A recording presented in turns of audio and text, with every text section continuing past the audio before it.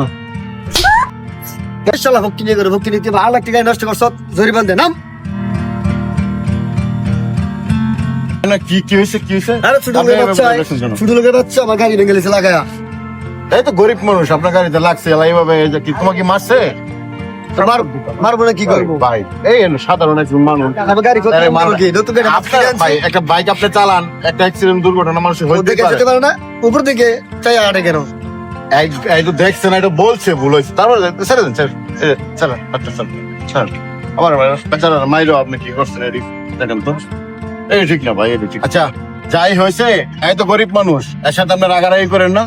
আপনারটা আপনি ঠিক করে নেন মনে কিছু নেন না ভাইয়া যান তারপরে ঝগড়াঝাটি ভালো না এই তুমিও যাও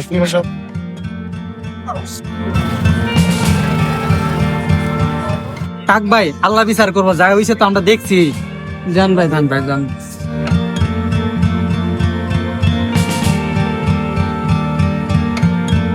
এই যে গরিবের উপরে অত্যাচার করার ফল